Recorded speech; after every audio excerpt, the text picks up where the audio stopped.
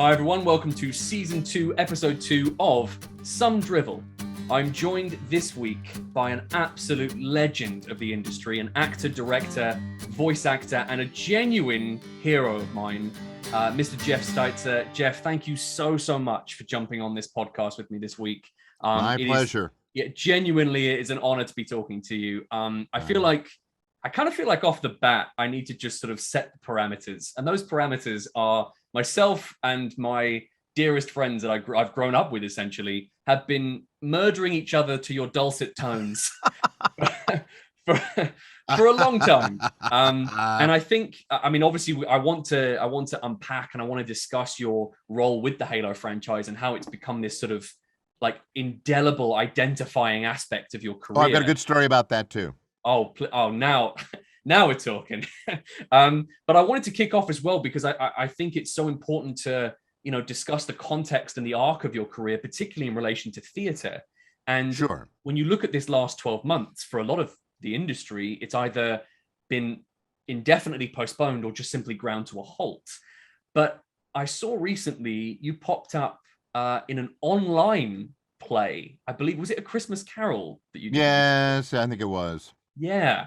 And I wanted to get your perspective on the idea of adapting something like that, where you've got the freedom and canvas of a space and having to distill it down to, was it done on Zoom? Was it done like this? No, we rehearsed on Zoom, and then when we actually recorded, we went into the theater where they had set up all these sort of booths that people would go into by themselves, and we'd record for a while. And then at a certain point, they would come in and clean it up. And, we did it over the course of just a couple of days. I had to be in and out pretty quickly because I then shot a teeny tiny bit in a Netflix film, and I had to go down to Portland. Wow. So they had to rush me through. And I kept saying, I don't have to be here for the Cratchit scene where Scrooge is just watching. No one's going to know I've left the room, Why don't we just focus where I'm talking? But that's the biggest thing that happened, honestly, is that in all the different things I did like that, the people who were in charge of it didn't have very much experience with any sort of audio stuff at all. Right. So they did not understand it. It's like, you could just bring Jeff in, have him do all of his stuff 3 times, and then put it all together, and come up with a better version of him. So were they looking at it like a play, like a linear performance as opposed to absolutely. Not only that, but the fellow who was directing, we finally had to suggest that maybe he should, we should turn off our cameras. So that, because how it is when you're looking at somebody and there's all this expressiveness, you're not necessarily really hearing how they sound. So he had to be coaxed into not looking at us, just listening to us. Oh, wow. In order to understand what he was getting. Which kind of upends any assumption you have of the discipline of what that experience should be like, if it was performed in the traditional sense. So did you find there was an element of that you almost had to kind of subvert things that were kind of set in stone in terms of your approach? Or did you feel like it was kind of more, no, this is business as usual, except it's just going to be sent out in a different format?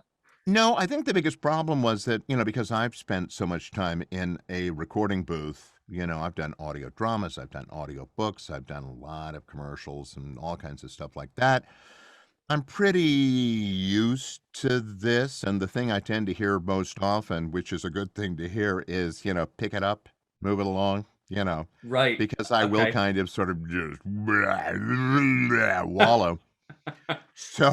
So that was something that would have been nice to hear in this particular instance. Sure, yeah. When they edited the whole thing together, sound effects kind of overwhelmed some of the talking. They went crazy, and at one point, in the first scene, which takes place in the counting house, there was this weird noise, and it was like, what the fuck is that? And I realized it was the sound of a fire. And I thought, it's Ebenezer Scrooge. He doesn't waste money on coal. And it wasn't even a coal fire. It was obviously a wood fire. It's like, don't you understand? The stuff you're sending out, that's all we have to make the pictures. Of course, So it and that needs to will, be right and that, yeah, and that could support be the story. enough to break that reality, right? Especially if it's Totally. something where, Totally. you know, Yeah. and you know, you're doing an adaptation of something that's extremely well known. You know, if the Muppets have done it, people know it, right? Absolutely. Well, of course, there's I hate to say it, but I'm not a patch on Michael Caine. Nobody is. That version is easily the best. Although some of my friends would argue for Mr. Magoo, but not me. Yeah, It's the Muppets. a It is the fierce Muppets. debate. But then No, it really is. when you're throwing in crackling fireplaces, come on, guys, we need to sort I this know. out. I know. It was just there was so much stuff like that, and it was kind of like you sort of have to go. You're not directing. You're just playing this part. Mm, But it the thing that was interesting too is I think it was a bit of a learning curve for a lot of people who went online because you'd see so sure. often instances where, there was a very interesting production of the Inspector General from a theater in New York called Red Bull that had been sort of adapted by a fellow I know, Jeff Hatcher. And there were all these people who were recreating the roles they'd played on stage. And it was interesting because you had a large portion of the cast who were way too big for this and were like, Mm. peaking all the time. And then you had a lot of other people who thought it was more like a film. So they were kind of like not doing anything at all. Are It's like, not well, it splitting the is, difference it's between. Gogol, right? And then every once in a while, there'd be somebody you go, like that.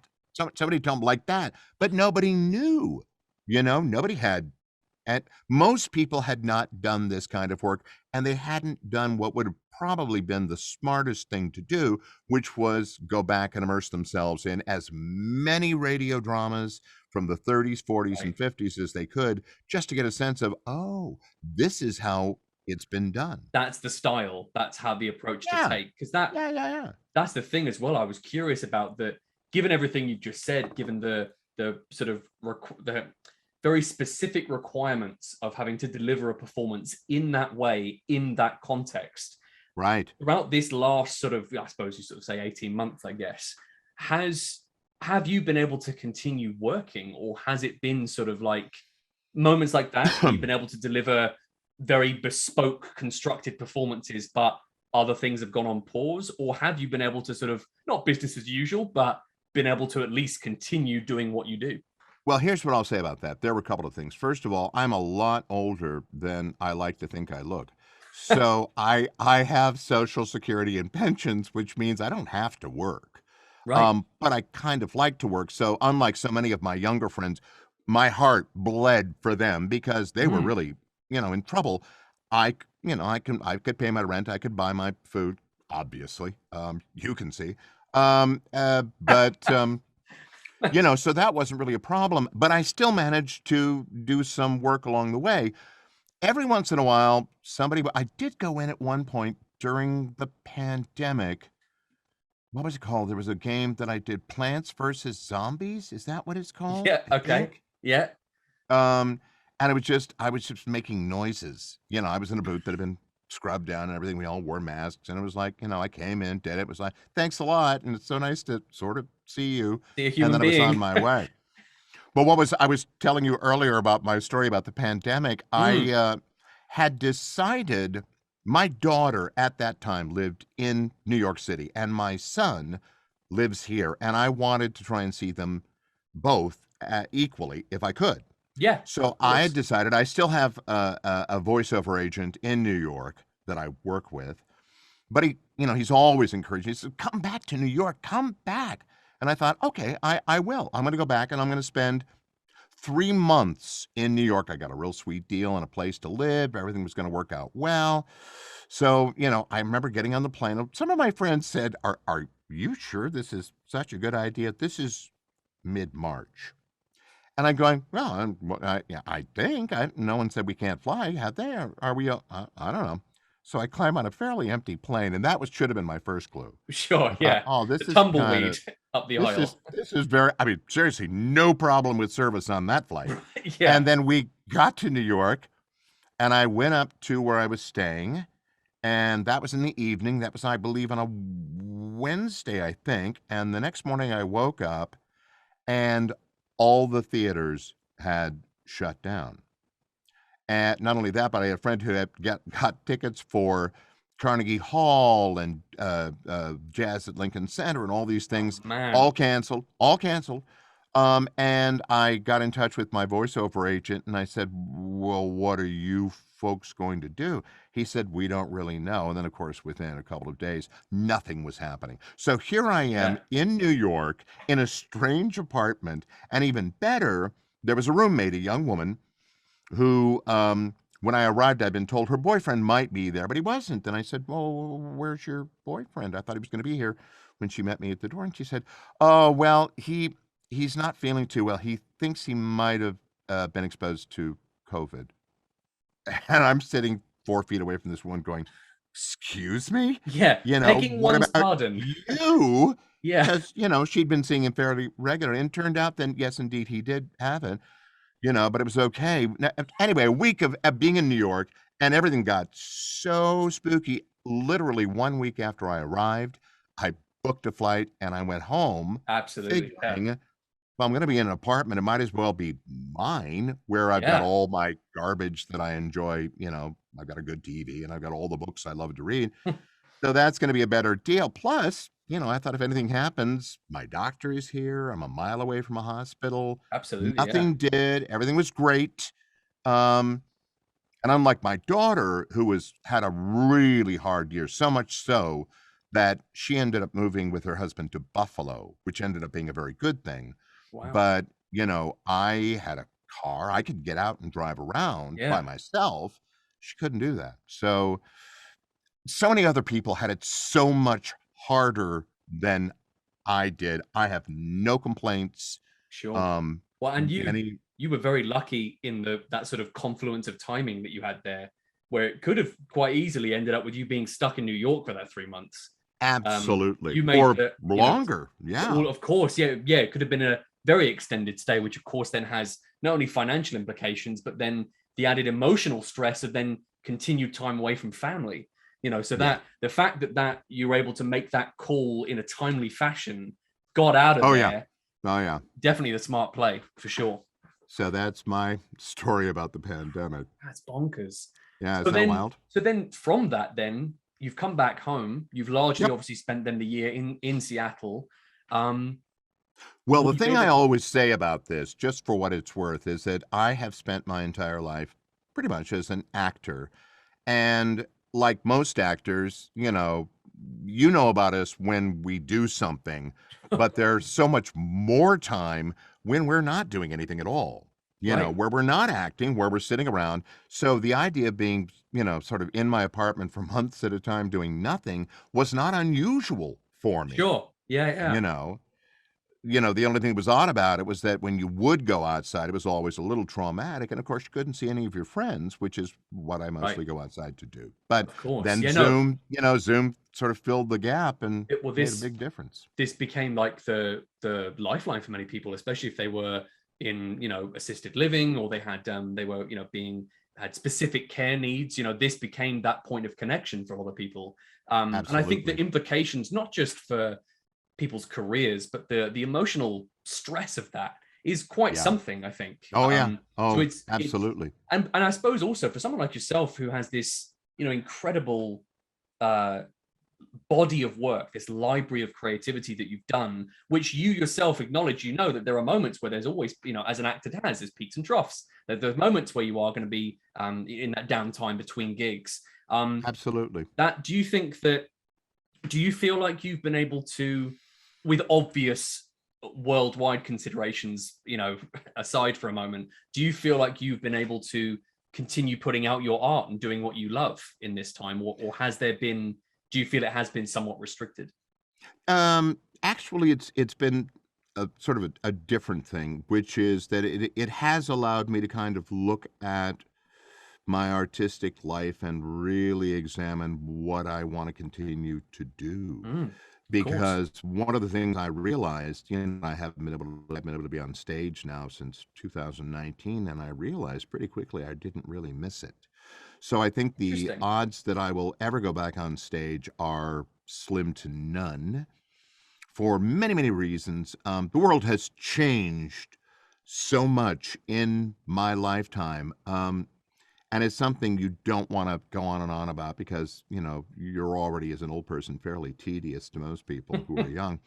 And but when I was growing up, I was living in the Midwest, and our local regional theater was the Tyrone Guthrie Theater in Minneapolis, named after the great Irish director who basically helped make, you know, Olivier a star, and, you know, worked with Gail Good, and Alec Guinness started the Stratford Festival in Oh, Canada. I yes. mean, you know, basically his design was what they used at Chichester, and, you know, amazing person.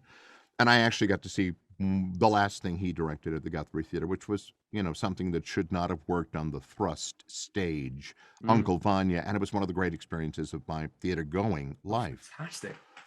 So back in the days, I would go to the Guthrie Theater and I can remember literally seeing a production of Cyrano de Bergerac with a cast of 35 people.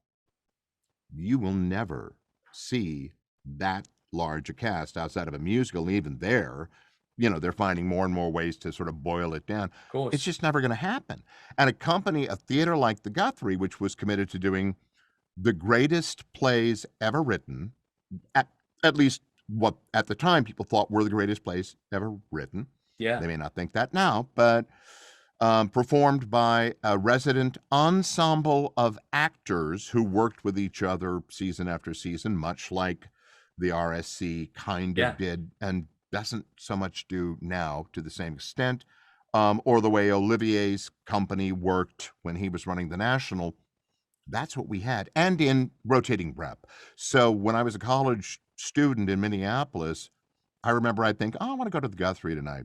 And I think, well, I wonder what's on. And it's like, nah, who cares? You know? And I would just go I and want take to my check it out. chances. And And yeah, why that must not? be so fascinating for you to be able to compare the the prevalence of that kind of work and how well regarded it was, and seeing how theater has evolved over that time. You know, Completely. it's especially when you then apply that to a modern context, and even more so, whatever theater looks like now, you know, in Or 2021. will look like it if and when Right. it comes back. You know, it's Yeah. really hard to know. Well, this is I mean, so I day job for me is drama teacher. I'd written and Yeah. directed a play. Um, a week before it was due to be performed, we Oh, in the UK hit our first lockdown, and it wow. was cancelled. It wasn't postponed. It was Wow. that was it. And that is Wow. that's always going to be a little something where I know there was unfinished business in a sense. I know there's something there, and it was youth theatre, so that's my day job. So Right. it was an original piece, and it had hit the brakes on it, you Oh, know. But I fully understand though that, especially coming out of what I'd done, where I'd run my own thing, I knew that had a right. finite time. I knew that there was a a very specific period of time where I knew my heart would be in running my own drama school. And I Right. think, and I was curious then from something you said earlier, do you find that with the time you've been afforded at home, that you've then considered your work and your career and everything you've done, and like you said before that you were thinking maybe that might be it in terms of acting performance on stage. Yeah. Had anything specific kind of promote, like, sort of motivated that Oh, choice? yeah. Oh, yeah. Okay. Yeah. I'd done a series of plays before the pandemic, and there were a number of things that happened. One of them is that many of the plays just weren't very good, quite Sure. frankly. And you know, I think any actor is used to doing a certain amount of heavy lifting when the play is weak. You know, it's like you still got to make it look like there is something there, even Still got to if work. it's not there. And that gets tiring after a while, you know. My love, I have discovered, and what I sort of went to school to really, you know, immerse myself in, was the classical repertoire, and nobody is doing it. Or if they are doing it, they're doing it in modern dress. They're cutting it to shreds. They're adding contemporary jokes. I couldn't watch uh, um, Nick Heintner's Dream that he did because it made no sense. And the only time they were getting laughs were when they were doing ad libs that had been Right. added to the text. And I thought, okay, but you This has know, kind of become like a sort of weird Frankenstein of what it. it's a very odd thing. Yeah, I mean, and there's this. I guess it's now sort of an accepted notion that nobody has any interest in the past. I think, well, that seems strange. Yeah. but that's what a lot of people believe. And so that was, there are those issues. A lot of the modern work, you know, it just, I wasn't really vibrating with it. A lot of people do, and that's as it will and should be. I think about when I was coming of age in the late 60s, early 70s, there were all these people, these companies doing wild experimental work. Charles Ludlam was doing the ridiculous theatrical company. He did The Mystery of Irma Vep, was his most commercial and best known play. His other stuff was like insane. But you had the Open Theater and the Living Theater, and you had La Mama, and you had all these amazing companies, Mabu Mines, all this kind of stuff. And we all lost our minds. Richard Foreman of the Ontological Hysteric Theater, Lee Brewer, just all of this stuff, we thought it was the greatest thing in the world. And I have no doubt that people from a decade or two before were going, oh, these kids today, what a load of garbage. And a lot of it hasn't, necessarily survived the years, but it's like, I think that's what happens. So I look at a lot of what's going on and I'm sort of going, well, okay, Not but ticking boxes. it's not for me, Right. But and do you think then that modern theatre has lost an element of that eccentricity and that experimental approach? Is there something where it's kind of it's different. It's different. Okay. Even when I was growing up, all of my peers and I were a little bit we were in many instances as influenced by film Right. as we were by the stage. So I can remember literally one point asking the lighting designer to create a Steven Spielberg, sky. And I thought, are you insane? Like when the spaceship comes through in Close Encounter. I wanted that. And it's like, that I'll have that for you. Yeah, I can imagine that guy being like, okay, I'll get right on that. Exactly. Exactly. But I think a lot of people, of my generation were very influenced by the visuals. If you look at a lot of the work that came out, I think that sometimes it went a little bit crazy from a design point of view. Very often directors didn't, and still I don't think necessarily do know how to talk to actors. I think actors have been somewhat displaced when it comes to the theater. I think a lot of people have contempt for them. And of course, I think it's why people actually go, because that's what they connect with, are the actors. Right. Personally, that's what I think. I But would think that. But I've also been a director. I mean, I've directed over 180 professional productions over my career, along with everything else. So it's like, I sort of know both sides of the fence. And I think, I'd rather have 8 actors and no director than 8 directors and no actors, because I know which one's going to give you an evening in the theater. This is something that has come up a lot in the conversation across entertainment, when it doesn't have to be exclusively games, theater, it could be across anything, film, TV. This notion of too many cooks in the kitchen. Yeah, it comes up time and again, whether that's represented by studio interference, whether that's by executive producers leveraging perhaps beyond their initial job role, not trusting their creative team to deliver on their vision. Yeah. And I think for someone like yourself, you've been able to track that arc throughout your career and see that evolution. And that's actually something I wanted to ask you about. Recently, there's been some coverage of a cameo that you did for someone, where they were specifically asking about your thoughts, your feelings, your take on the issue of trans rights. Yes. And you'd ended up in your imitable Halo God voice of multiplayer awesome announcer, said the phrase, which, by the way, trans rights, there's a team of modders trying to get it into Halo on the PC version right now, which is fabulous. Yeah. And it was something you said earlier that really struck a chord with me, where you said about how you've seen the world change. Oh yeah. And I was curious if you could, because the response, by the way, has been like just overwhelmingly lovely to what you said and the sentiment that you shared. Well, I'm glad. I think that's good. Yeah. And I was wondering if you could speak more to that and where that comes from, this idea of you wanting to basically just tell it like it is and have that genuine honesty. Well, first you got to remember, I was booked by the person who I did that for, and they asked me to say trans rights, and the thing at the end about, trans people, you're all unfrickin' believable. It's like, of course I'll say that. Why would I not say that? I mean, I balk at saying things that are pornographic. I might balk at things that I considered, to be dangerous or Sure. crazy or whatever. But in this particular interest, what I said,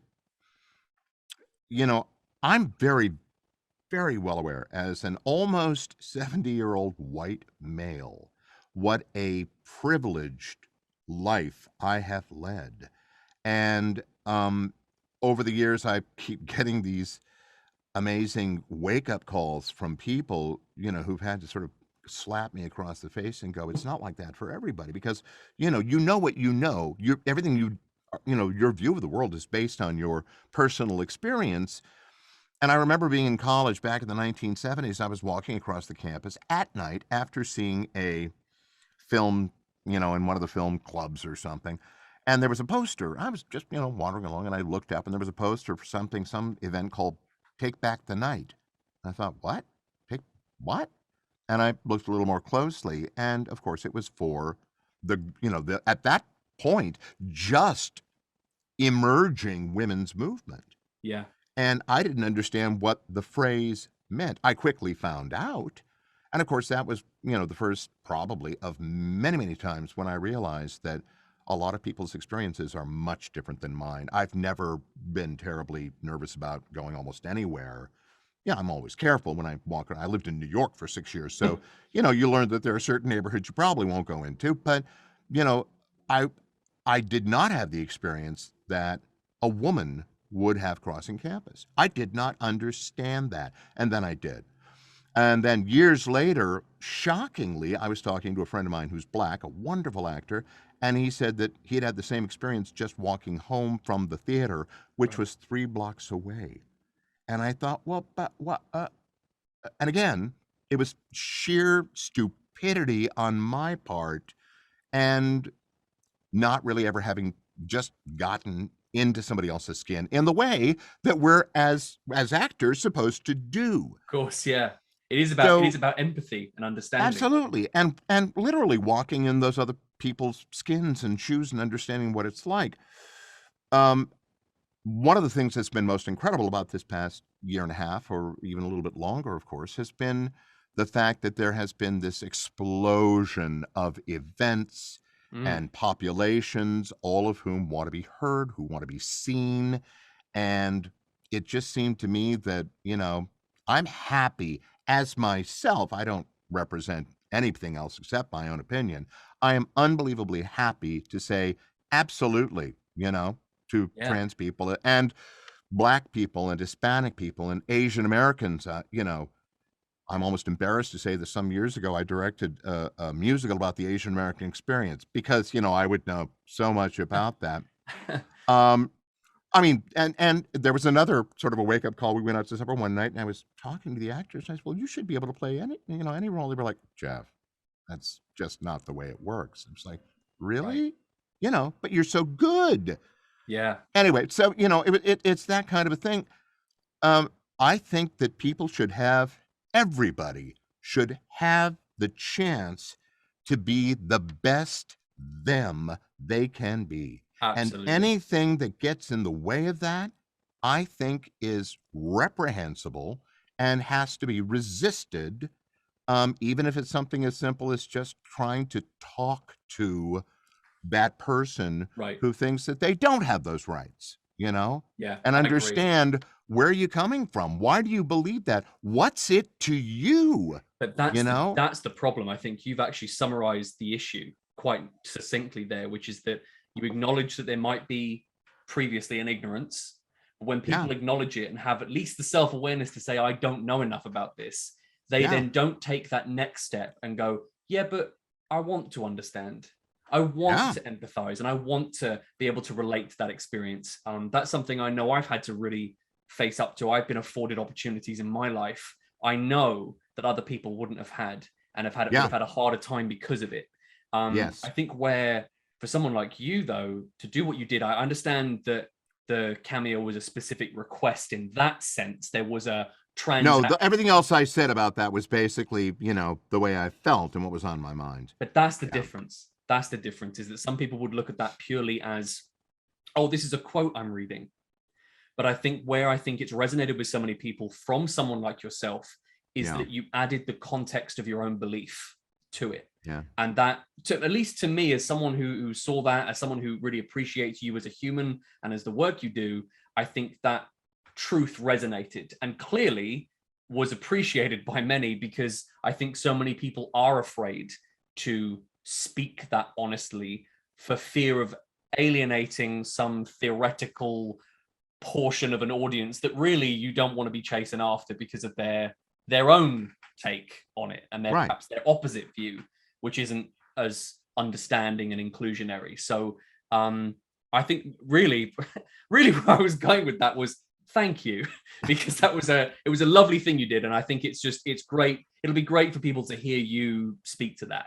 And actually, I've given myself a wonderful segue there. Because speaking be your job. So looking at obviously at an iconic role like you have as the Halo announcer in the now ever expanding franchise, a role that you've played for what, 20 years 20 now? years. It's 20 years. This year was 2001. I can't believe it, but yeah, it's 2001. I just like had a flashback to puberty. just then, like just suddenly. Me too. I was that young. It's aged me. I don't really. I'm actually about 27. Yeah, having a voice that baritone has just. I've had that since my voice changed. It's right. For what it's worth, it's like, well, that's just the way I sound. Use what you got. But I told you I had a story about that, and the story is, I actually went in. I remember the day I went in. I remember the day I auditioned for this because I drove from Seattle. I mean, before nobody knew what it was. It wasn't Halo then, because it was just a game Microsoft was doing. We didn't know anything about it. They couldn't tell me anything about it at my agents here in Seattle. I was like, oh, okay, fine. So I got in my car and I drove to Bellevue, which is across Lake Washington from Seattle. And I found parking. I went in, and you have to sort of go through all these hallways and be vetted and stuff. And so I walked in, and there was a booth there, and I think Marty might have been there, the guy who created the game from Bungie, who was the head of Bungie at that point. And so they gave me the copy, and they said, well, try an alien. And I was just like, whatever it was. And, could you scream and stuff for it? It was like, people. And they said, well, here, now read this stuff from Master Chief. And it was like, okay, so I was reading Master Chief, and I was doing all this kind of stuff. And after a while, they said, great, thanks a lot. And I left, and I went, all right. Like you do with every audition. It's like, well, that's never a wrap, That's done. It's, it's in the rearview mirror heading that way fast. Yeah. And then I got a call like the next day, and they said, yes, you've been cast as Master Chief. Okay. And I was like, cool. What's that? And it's like, well, it's the central character of this game. And I was like, oh, okay. And then I found out that my good friend Jen Taylor, who I knew, was playing Cortana and other actors in Seattle, because it was all local actors in the first game. There were none of the wonderful people like Keith David or any of those folks. There were none of them in that first game. It was just the local folks. I thought, okay. So, time passes. I'm waiting to find out when I'm going to be called in to record, and I'm not hearing anything, and I'm getting a little bit nervous about that. Naturally. Because Jen's been in, she's done all of her stuff. And so I finally went to my agent, and I said, what's going on with this? And she said, I'll find out. She called, got back. She said, well, they had second thoughts because Marty doesn't know you. He, liked what you did, but they decided to go back to somebody they knew from when Bungie was in Chicago, Steve Downs. Right. So I'm not even sure Steve knows that. We're supposed to be doing a virtual event this fall, and I might even bring it up. That could be a saucy little nugget to throw in there. And at the time I was like, oh, sort of disappointed. And they said, well, they want you to be the announcer for the multiplayer version. I was like, well, what's that? And then Jay Windland, who was the sound designer that I worked with in that, a friend as well as, a wonderful designer, said, Jeff, people are going to hear you way more than anything else in the game. And I'm like, really? True. Okay. Actors are so easily appeased. Yeah. And that's how that all began. And then the first, session that I went in, because it was the very first one, I think I sort of did that voice for 4 hours straight, maybe a couple of times, several days. And I mean, it just, I was coughing up blood by the time it was over because Yeah. it's I such mean, a horrible. that is a Oh, it's sheer horrible. exercise in Horrible. stamina, isn't it? No, Like that. it's just ridiculous because, I place it. If you were to growl, if you go Well, it's like a right growl, there. that's where it is. Right. That's where it comes from. And then I lower my voice so it's even down there. And then I add the attitude, it's like unfrickin' believable. I'm glad. Well, I'm glad you mentioned the attitude, because I'd always read, because I've heard so many versions of those lines, that there's definitely sometimes where you sneak in, like, the announcer sometimes sounds annoyed with the medal he's given. a little bit. I don't know about that. I maybe I did. I don't know. It was weird because the other thing about the evolution of the character is that early, and I actually reached out to Jay. He's on a vacation, so he didn't get back to me. I've been trying to figure out, it's like, well, where did the voice even come from? I mean, Sure. somebody must have said, when you walk in, can you play this like he's really tough or something? I don't know what the direction, I can't remember where it came from. All I know is that's what I did. And they were like, great. That's what we And, were looking for. 20 years later, I'm still doing it. But Yeah. early on, it seemed to me that it was even more sort of like this. I could be wrong, but it seems like that was sort of what it was.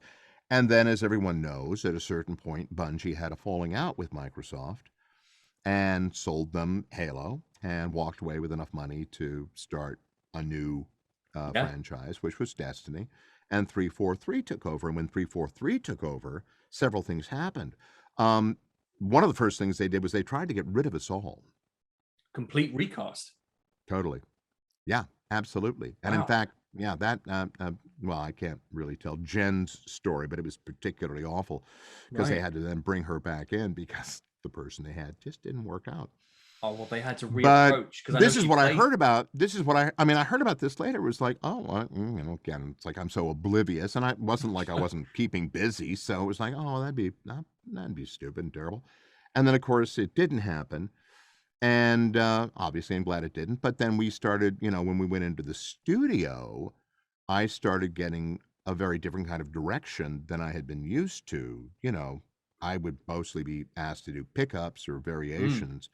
And, what happened was initially, I kind of felt that I was being micromanaged and that they pulled back the voice quite a bit, to the point where after a couple of the games had come out and people said, bring back Jeff Steitzer. It's like, this new guy's no good. And it was like, I hate to say it, but it's still me. And we were in a session one day and I said, just out of curiosity, I'm having a little trouble understanding what it is we're looking for here. Would you mind if we went back and listened to some of this stuff from, like, I don't know, the first game or something? So they put it on. It was like, oh, you could see, it was like, oh, okay. All right. Never mind. Go ahead. Do what you're doing. It's like, thank you. And was it that sharper shift in their direction where they kind of went, oh, light bulb moment, this wasn't the right approach, we're going back? Well, it was just a little bit, it was a little bit less prescriptive, I would say. Okay.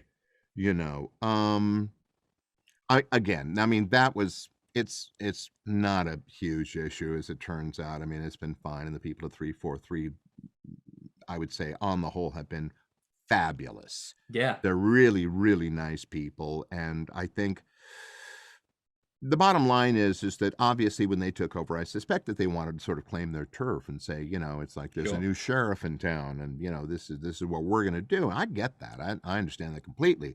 I ran a theater. I walked in and did more or less the same thing. It's like, well, this is what it has been, and this is what it's going to be. And it'll be a little bit different. You may notice, Yeah, so. It is a chance to kind of reboot that approach slightly. Yes, absolutely. But along the way, whenever I do actually get into a booth with any of those people, they're incredibly sweet, and they want what everyone wants. They want the best game possible. Right. That's what they want. And I've been watching these commercials for Infinite. You've got to remember, I just read lines off a page. Out of context as well. Like totally out of context. Yeah. It used to be, again, when Bungie was involved, there would always be a period when they say, Jeff, let's come and look at the artwork and what we're doing. And it was like, right. Jaw hits the table.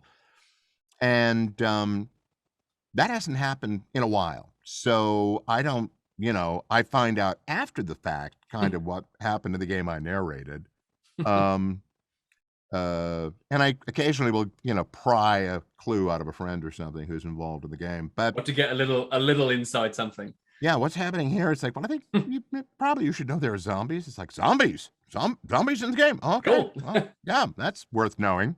Yeah, that would be why I said zombie killing spree. Okay. Right, yeah. That wasn't just them lot. having some fun. Well, but that's the other thing about almost every session I've ever done. At the end of it, they very often give me, things to do that are basically shout outs to their friends, or Absolutely. I think they ended up as ringtones. And a lot of them are ones that were very, very silly and funny and, went after people who'd worked on the game and stuff. And then a couple of them were things that they tried to sneak in, and they you can't blame them for that, though. At all. I can understand the sort of potential for mischief with something like that, and I think the fact that you're sort of and it's come across with the way you've interacted with fans on Cameo, and obviously with the way you've spoken about the community at large, the response you've had, the love you've had from not just the Halo community, but the wider gaming community has been quite profound. I think it speaks to your willingness to play into that fun, I think. And when you've got developers doing that absolutely kind of thing. I revel whenever I get something that's just outrageous. It's you can only say blue team go, red team go, purple team go so many times. Blue team has gone, that's the kind of stuff that makes your brain turn to pulp. Well, this is the thing. I played the technical tests last week.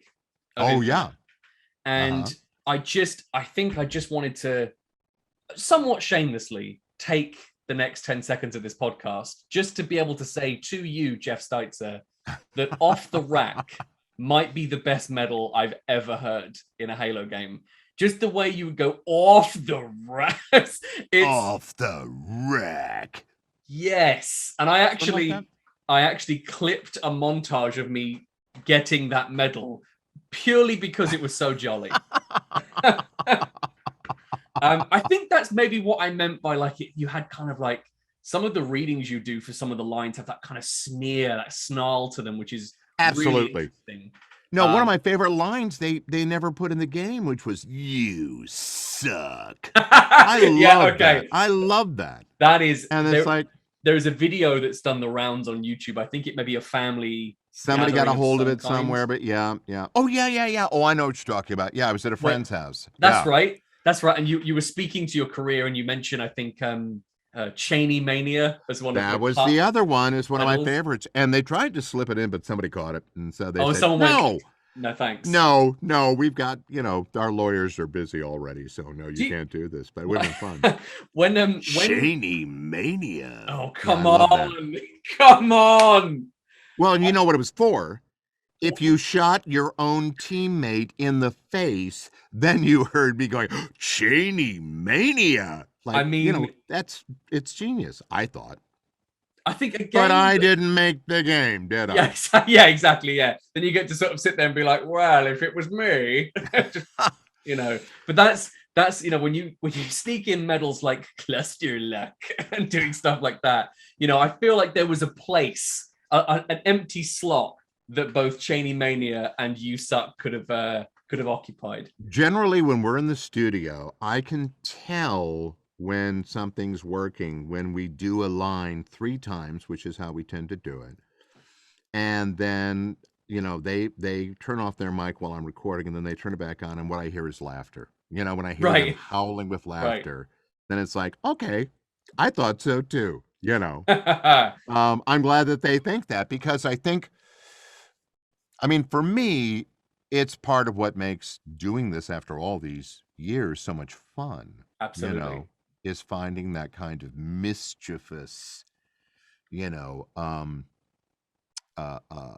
character approach to a lot of that stuff. For So sure. yeah. And I think that definitely comes across in when you've played it enough, like with the quantity of time on the gamer's side, you get to start, you get the repetition a little bit. You played a few rounds, you've racked out some hours, and at that point, then those inevitable favorites drop in to the conversation. Oh, and it's amazing because with the whole cameo thing that's been happening, the people will write out and they'll all say it's like, this is the thing that I've heard a lot of people who loved Running Riot, and I didn't remember I'd even said it.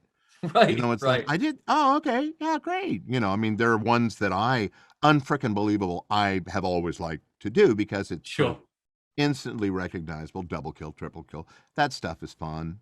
Slayer, because it's such an sort of fun thing to do. With that one, it seems to be getting longer as well. Slayer.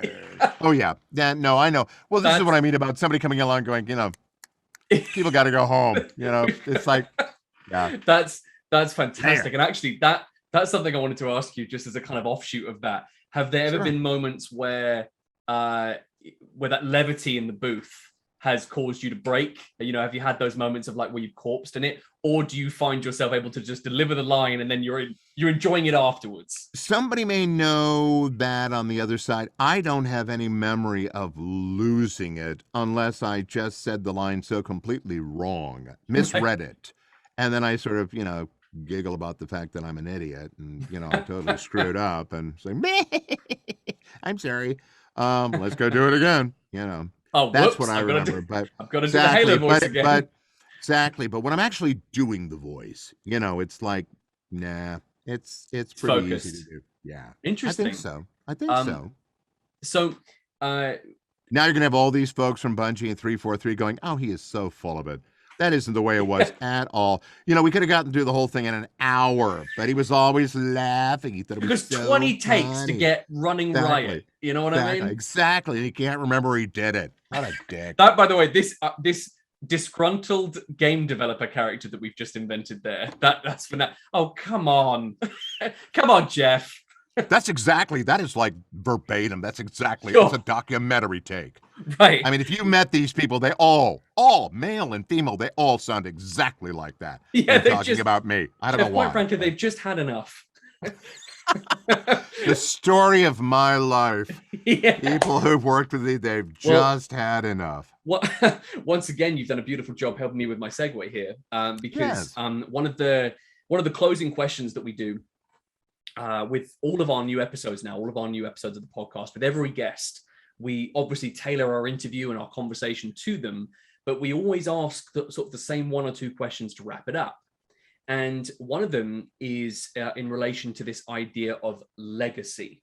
I'm fascinated by the idea of legacy and what that can mean in terms of what we perceive as our own legacy versus what others see of us, because they can invariably be quite different things.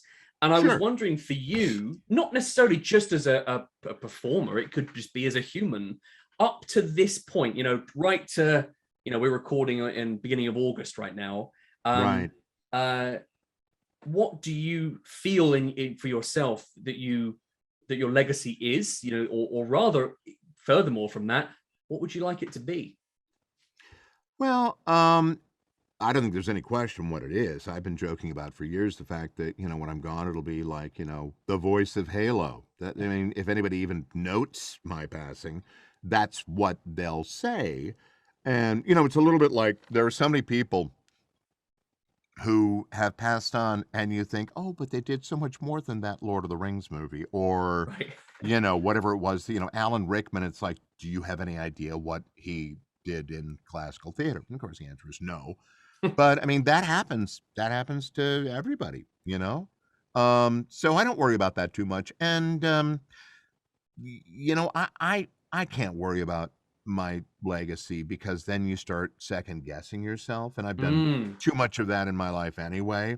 Shouldn't I be doing this? And I should be doing this. It's like, it's not a question of should, it's like, what do you have to do? What do you need to do? Because that's when you're going to probably end up doing your best work. Absolutely. And that, because self-doubt can be so crippling, I think, as well. Absolutely. And when the there are going to be so many people pushing on you from so many directions. And if you let that impact the work you do, it very likely won't be worth doing at all, I think. Absolutely, yeah, I agree with that for sure. I'm glad you've spoken to that too, because I do think there can be quite an interesting dichotomy between those two things of what you would want for yourself versus what others see. But also understanding what's really important. That's actually often the conversations I have when I think about legacy, is that what actually really Right. counts? What is the thing that really matters? I would say the thing that really counts in my life, the thing that I have not been terribly good with, but I'm a parent. I've got 2 grown children, middle-aged children, and they are, both of them, absolutely remarkable. They Right. are funny, they are talented, they are hugely empathetic, they are smart. You know, I and if whatever I had to help them become those people, that is the thing I am proudest of. You know, I had an experience years and years ago. I was directing a play, and it was not going terribly well. And as sometimes happen, you sort of get into this weird prison in your head of, like, you're thinking about all these things. And I was sitting on the couch, just, going over, oh, what am I going to do about this? And I was just someplace else. And all of a sudden I felt something, and it was my son, who at that point was maybe 4 years old, crawling up into my lap. I hadn't even seen he'd entered the room, Right. and I had an epiphany at that moment. Not that I necessarily acted on it like I should have, but I went, what the fuck am I worrying about? Right. You know what I mean? This is what's important. And I believe that to this day. You talk about issues and things. The whole issue of climate change is something that has become extremely important to me to know more about and try to Yeah. do something about, because that will affect the world I leave behind me, my children, and the grandchildren that come after that. They're the ones who are going to have to live with this horrific mess that we seem intent on leaving. So it's like, okay, let's make that sort of what we do now. And that's the So important. perspective, right? That's what, and that Yeah, having that moment of, and it does start with self-awareness, I think, too, to know ultimately how to recalibrate what's important, I think. And that's, absolutely. I think, yeah, yeah. yeah. And that's actually, so the final thing then to wrap us up this extremely jolly episode of Some Drivel is a question that I've been asking anytime we've had a voice actor, musician, director on the podcast. Yeah. I've asked this question because I think it's so I don't think I can predict the answer, and so far I haven't. The question simply is a dream role that you've never played.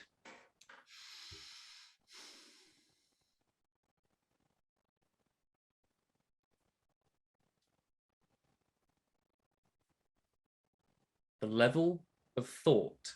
I can't think of anything. Wow. The ones. No, I mean, my favorite play and my favorite character are Peer Gynt, but I'm way past the point where I could play the young Peer Gynt, and I think that that's important. I think that it should be played by one actor. There's been a movement to have it played by 3 and 4 and 6 actors. It's like, no, you need to see one person go Played. through their Yeah. life and beyond. That would have been something I would have loved to have done as an actor or a director. Other than that, um, there's not much that I feel any urgent need to do. There's no role that I think, oh, I should have given them my, what, Falstaff. I don't know. Right. I've tended to, you know what it is? Here's what it is. I've realized that, unlike a lot of real actors, and the older I get, the more I wonder if I really am a real actor. I have a Right. certain easy facility to be goofy and not, necessarily feel shame about it. So, Acting. yeah, and it's like, well, but I think what it is what I've loved about acting all my life. What I've loved about it was being in a room with a group of knuckleheads who are every bit as ridiculous as I am and laughing our asses off. I, That's That's the best part of it for me, when we have to actually open and be sort of grown up about it. For sure. Not nearly as much fun. It's like, wait a minute, we've got to do this the same way every night? For how many weeks? Oh, no. Then it becomes hard. You know, being able to, it's the process, isn't it? The journey, the journey. Absolutely. Absolutely. And, you know, the problem is that when you open, the process is sadly, in most instances, over. And it's like, then, you know, what do you do with all the really good ideas that you have after the show is up? You know, or those moments you go, oh, this is all wrong. And yet we have to do it. And it becomes like this huge boil that gets bigger and bigger and bigger with no chance to lance it. You know, it's anyway. Yeah, so, for sure. And that's something actually that I know in my own life. I'm determined to never say the sentence, oh, I wish I'd, and then fill in the gap. That's something I know I want to avoid. And to be honest, if we're talking bucket list right now, me interviewing Jeff Steitzer, let me just process. Now you can move on to something important. You can get onto those really important things. Please, I've just subscribed to myself. So listen, I can't think of a better way to wrap us up on season 2, episode 2 of Some Drivel. I feel like it goes without saying, but in a slightly cliche way, I'm going to say it anyway. Jeff, thank you so much for joining me today. This genuinely has been an actual treat to be able to unpack your thought process, hear you speak to some fairly bonkers stories as well about the journey that you've taken both in your professional and personal life. And I know that it's a great privilege that I've been able to speak to you today. So cheers, man. Thank you so much. Thank you for asking. It's been my pleasure. So thank you everyone for tuning in, for listening. You can check us out on Twitter, on Instagram, on YouTube, and of course we're hosted at our main website, thatHITBOX, and we will see you next time.